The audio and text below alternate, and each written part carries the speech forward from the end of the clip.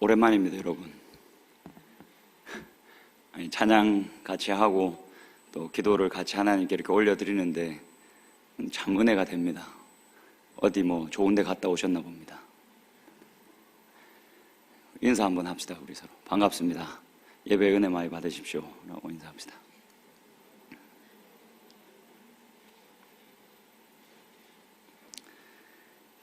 자, 좀 피곤하겠지만 우리 오늘 이 3부 저희 청년부 예배가 우리 수련회 폐회 예배라고 생각하시고 우리가 이 수련회를 잘 마무리하는 예배 시간이 되면 좋겠습니다.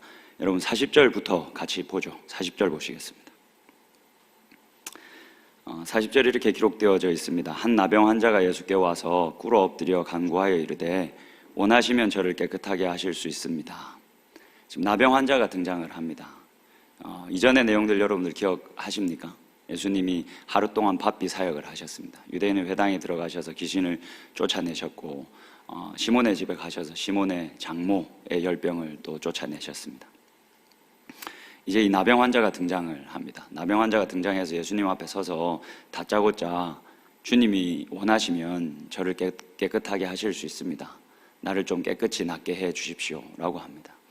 이 나병은 지금은 우리가 완전 똑같은 병이다 라고 볼 수 없다고 하던데 일종의 한센병입니다. 그런 피부병인데 이 당시에는 이 나병이 불치병으로 여겨졌습니다. 고칠 수 없는 병으로 여겨졌습니다. 그리고 이게 워낙 고칠 수 없는 병이라고 여겨졌기 때문에 만약에 하나님 나라가 도래가 되면 그렇게 새하늘과 새 땅이 그렇게 열리면 이 나병이 회복되어지는 일이 있을 것이다 라고 이 사람들은 생각하고 있었습니다. 그래서 이 하나님 나라의 도래를 알리는 신호이기도 했습니다. 이 나병의 회복이. 이 나병이 든 환자가 아마 예수님에 대한 소문을 잘 들었던 것 같습니다. 그래서 이 사람이다. 내가 이 사람을 만나면 누구도 고칠 수 없다라고 하는 이 나병이 나을 수 있겠다 라는 사실은 어마어마한 믿음을 보이고 있는 겁니다. 당신이면 아무도 못 고치는 이 병을 고칠 수 있습니다. 구약의 나병에서부터 회복되어지는 인물들이 몇 명 등장을 합니다. 그때마다 구약 성경은 이 초자연적인 능력인 것처럼 이렇게 그려주고 있습니다. 그만큼 이게 쉽지 않은 일이었다는 겁니다. 그런데 나병 환자가 믿음을 가지고 나와서 당신이면 분명히 고칠 수 있습니다 라고 하고 있는 장면입니다. 41절을 보시죠. 41절 한번 읽어주시겠습니까? 같이 읽겠습니다. 시작.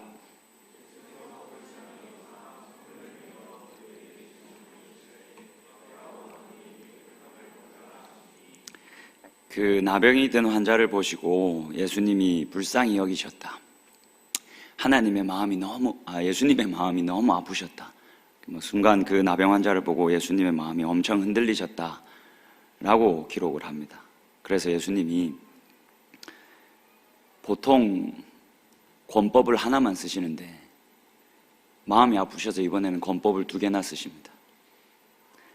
여러분 유대인의 회당에서 귀신을 쫓아내실 때는 어떤 권법을 쓰셨습니까? 입으로만 권법을 쓰셨습니다. 시몬의 장모를 고칠 때는 어떤 권법을 쓰셨습니까? 손으로 권법을 쓰셨습니다. 근데 보십시오. 41절을 보시면 그 사람을 바라보면서 예수 그리스도가 너무 마음이 아프셔서 손을 내밀어 그에게 손을 대시고 또 말을 하셔서 내가 원하노니 깨끗함을 받아라 라고 말씀하셨습니다. 이 2가지 권법을 예수님이 다 쓰셨다 라고 기록합니다. 그럼 여러분들 이렇게 예수님이 2가지 권법이나 썼으니까 어떤 일이 일어나겠습니까? 당연히 치유가 일어나지 않겠습니까? 42절 보십시오.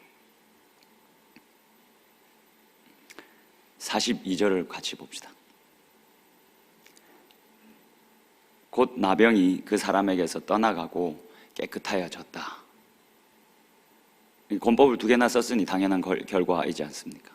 근데 여러분 43절을 보시면 사실 저희가 43절을 좀 곰곰이 이렇게 잘 쳐다보면 유심히 보면 어라가 돼야 되는데 사실 이 개역개정의 성경으로만 보면 그게 잘 와닿지 않습니다. 지금 43절에 이 41절에서는 예수님이 마음이 동하셔서 마음이 너무 아프셔가지고 이 나병 환자를 보셨다라고 기록하는데 43절을 보면 예수님이 그를 보내버리셨다. 근데 여기서 보내다라고 이렇게 너무 순하게 번역을 했지만 사실 이 동사가 예수님이 유대인의 회당에서 귀신을 쫓아내실 때, 쫓아내보내실 때 사용된 동사가 지금 사용됩니다. 이 나병이 든 사람을 보고 예수님이 마음이 많이 아프셨는데 벼랑간에 갑자기 43절에서 예수님이 이 나병 환자를 쫓아버리십니다. 쫓아버리시면서 엄하게 굉장히 무섭게 예수님이 경고하십니다. 뭐라고 경고하시는지 여러분 한번 봅시다. 44절입니다. 이르시되 삼가 아무에게 아무 말도 하지 마라. 아마 예수님은 알고 계셨던 것 같습니다. 내가 아무에게도 말하지 말라라고 명령해도 얘가 내 말을 안 들을 거다. 사방팔방 이걸 얘기하고 다닐 거다 라는 걸 알고 계셨던 것 같습니다. 그래서 예수님이 화가 나셔서 이 나병 환자를 쫓아내시고는 심하게 경고하셨습니다. 아니나 다를까 45절을 한번 보십시오. 그러나 그 사람이 나가서 이 일을 많이 전파하여 널리 퍼지게 하니 그러므로 예수께서 다시는 드러나게 동네에 들어가지 못하시고 아마 이 동네는 가버나움이지 않았을까 싶습니다. 바로 앞부분에 예수님께서 계속 가버나움에서 활동을 하셨죠.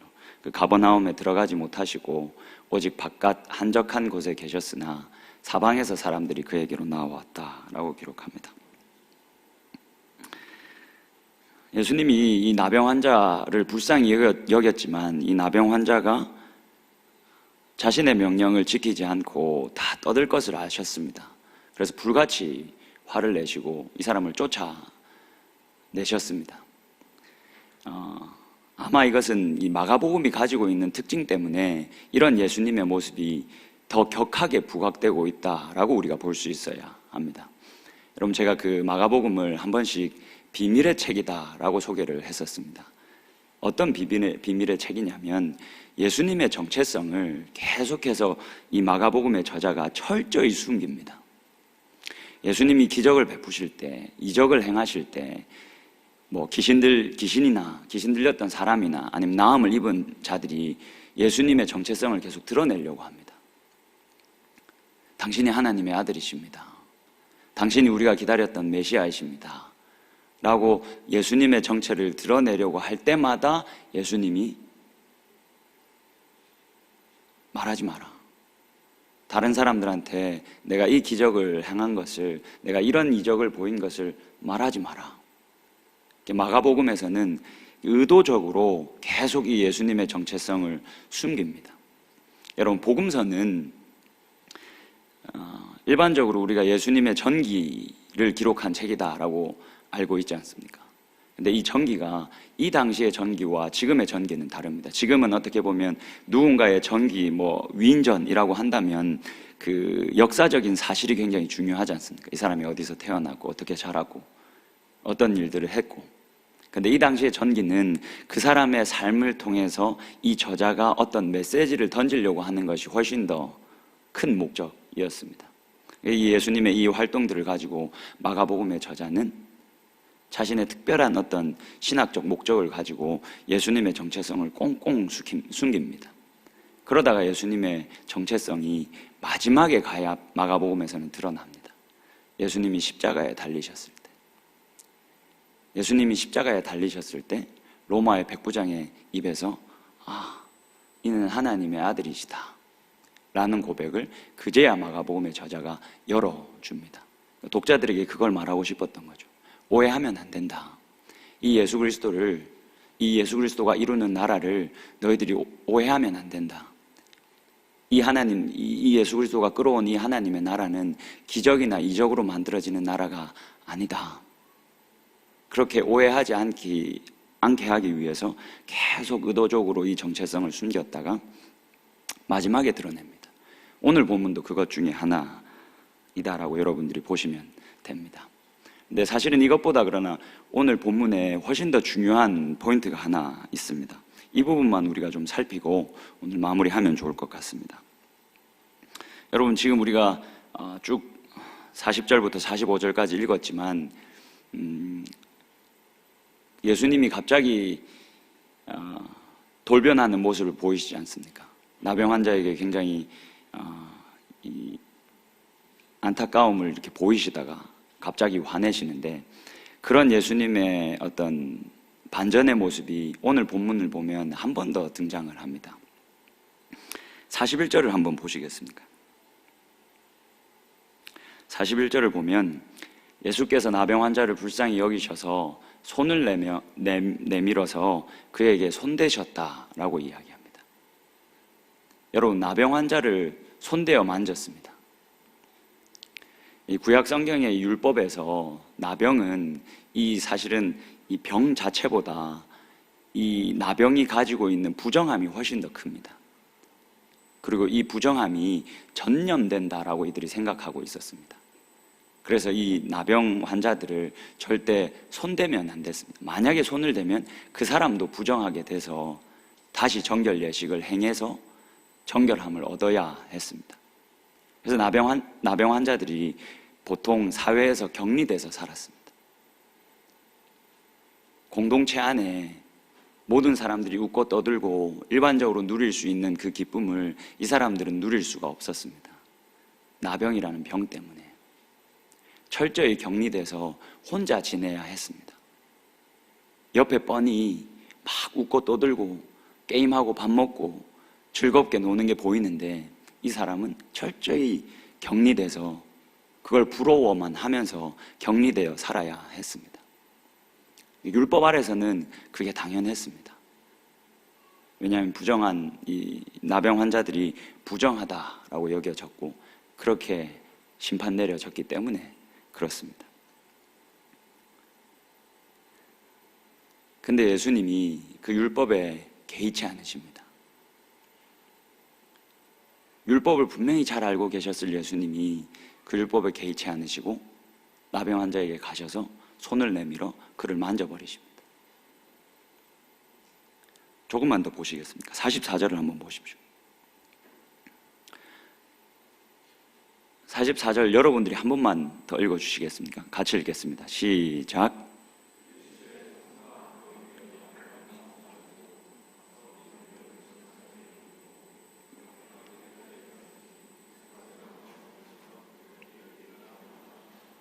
지금 예수님이 나병 환자, 이 깨끗함을 입은 나병 환자에게 뭐라고 말씀하십니까? 아무에게도 말하지 말고 너 가가지고 정결 예식을 행해라. 율법을 준수해라. 정결 예식을 지켜서 이 율법의 의무를 네가 다 해라 라고 이야기합니다. 이 너무 반전이지 않습니까? 41절에서는 예수님이 율법이 뭐야? 뭐 그딴 거 뭐야? 난 아무 상관없어 하시면서 그냥 이 부정한 자에게 손을 대시는데 44절에서는 야, 너 꼭 가서 이 율법의 조항인 정결 예식을 꼭 지켜라 라고 명령하십니다. 왜 이걸 명령하셨습니까? 이 나병 환자가 이 정결 예식을 지켜야 다시 그 사회로 들어갈 수 있었거든요. 먼 발치에서 부러워만 하던 그 공동체 안으로, 그 사회 안으로 이 정결 예식을 꼭 행해야 다시 들어갈 수 있었거든요. 예수님이 그걸 너무나도 잘 알고 계셨기 때문에 이 율법을 네가 꼭 지켜라. 예수님이 율법을 어떻게 대하고 있는지 여러분 잘 보이십니까? 이 율법이 만약에 사랑을 제한하면 예수님은 이 율법을 폐기해 버리십니다.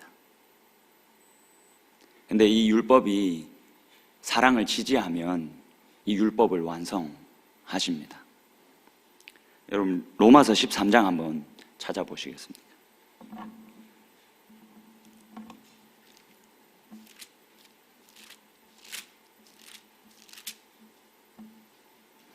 로마서 13장 9절과 10절을 좀 봅시다. 로마서 13장 9절에서부터 10절 말씀입니다. 같이 한번 읽겠습니다. 시작. 간음하지 말라, 살인하지 말라, 도둑질하지 말라, 탐내지 말라 한 것과 그 외에 다른 계명이 있을지라도 내 이웃을 내 자신과 같이 사랑하라 하신 그 말씀 가운데 다 들었느니라. 사랑은 이웃에게 악을 행하지 아니하나니 그러므로 사랑은 율법의 완성이니라. 사랑이 이 율법을 다 완성한다. 하나님 나라 안에서는, 하나님이 왕이 되시는 그 나라 안에서는 율법도 제정이 된다. 사랑이라는 이 해석학적 필터를 통해서 모든 율법들이 다 해석되어져야 한다. 이 율법들이 이 사랑을 지지하면 우리가 이 율법을 완성할 수 있지만, 이 율법이 만약 사랑을 지지하지 않고 제한한다면 이 율법들은 다 폐기되어져야 한다. 어디에서는? 하나님 나라에서는. 왜냐하면 이 하나님의 나라는 그 사랑으로 시작이 됐고 또 그 사랑으로 완성되어질 것이기 때문에 그렇다.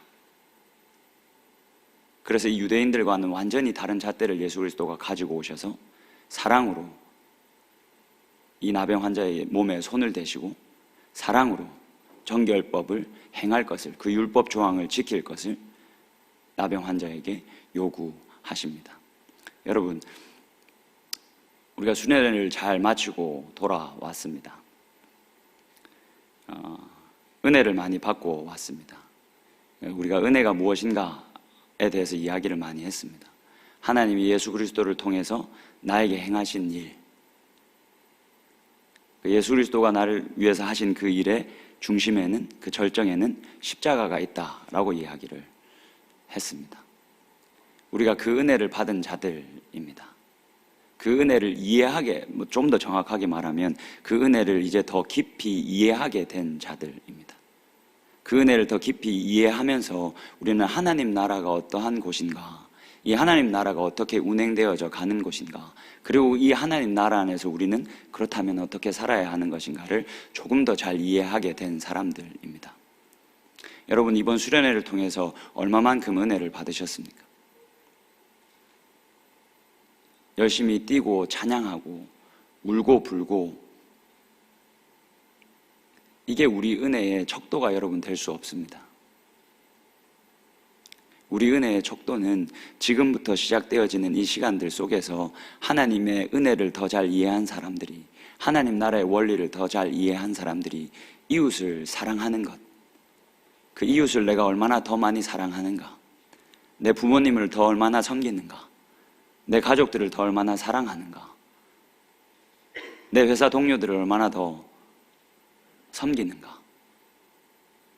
예전에는 이만큼이었다면 수련회 가서 은혜를 받고 그 은혜를 이해한 자 되었으니 이만큼 더 사랑하게 되면 그게 우리가 받은 은혜의 척도가 될 것입니다. 여러분, 예수님의 삶을 기억하십시오. 예수님이 기적이나 이적을 보고 하나님 나라로 들어오게 되는 것을 극히 경계하셨습니다.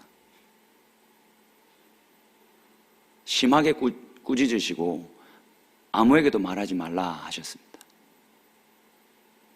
그리고는 사랑으로 율법을 폐기하시고 사랑으로 율법을 완성하셨습니다.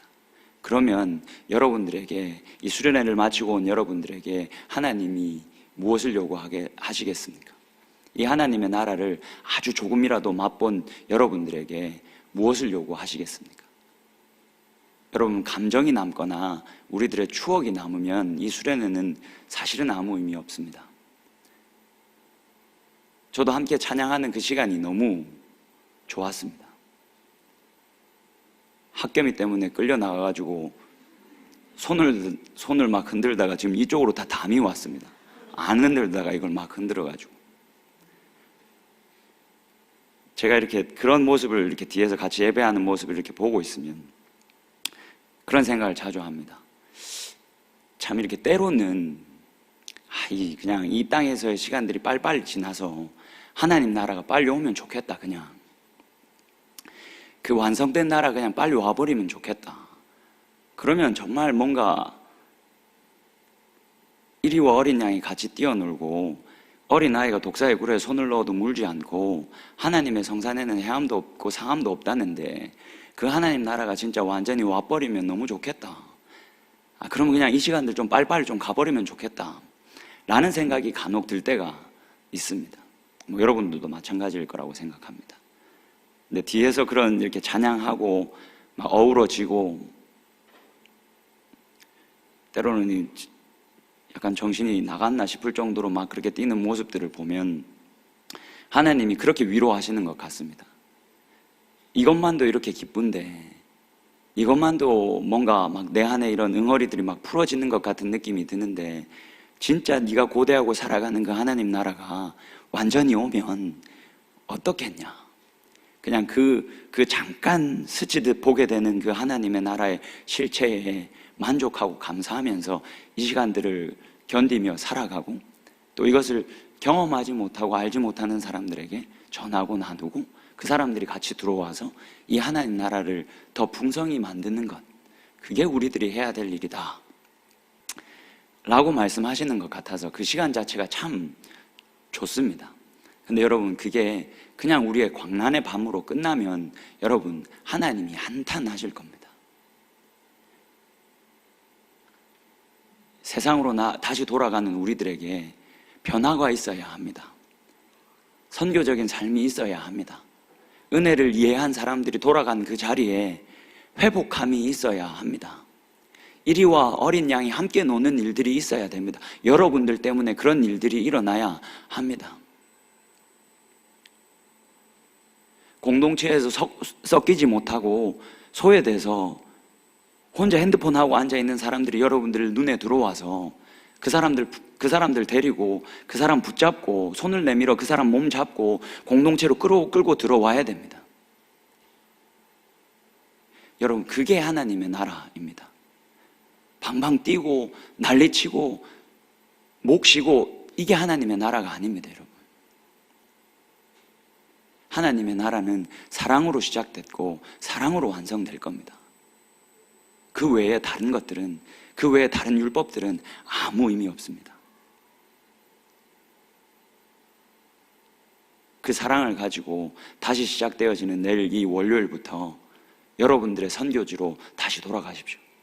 돌아가셔서 선교적인 삶을 사시고 십자가를 지고 살아가는 게 얼마나 영광스럽고 풍성한 삶인 것인지 여러분들 잊지 마시고, 그렇게 사셨다가 다시 금요일, 다시 주일에 만나서 내가 어떻게 살았는지, 얼마나 그 십자가를 지는 삶이 풍성했는지를 늘 나누고 살아가면서 우리들 안에서 하나님 나라가 풍성해지는, 우리들 안에서 사랑이 전부가 되는, 우리들 안에서 한 사람 한 사람이 정말 사랑의 전문가로 세워지는 그런 놀라운 공동체가, 우리 공동체가 되어질 수 있으면 너무 좋겠습니다.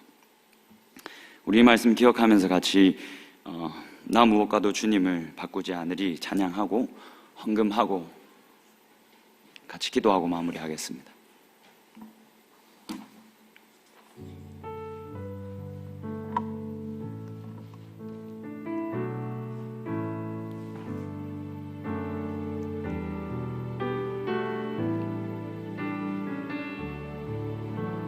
나 무엇과도 주님을 바꾸지 않으리. 다른 어떤 은혜 구하지 않으리.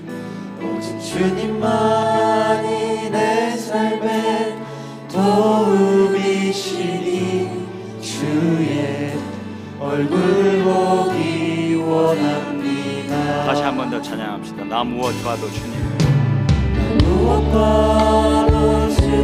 바꾸지 않으리. 다른 어떤 은혜 구하지 않으리. 오직 주님만이 내 삶의 도움이시니 주의 얼굴 보기 원합니다. 주님 사랑해요.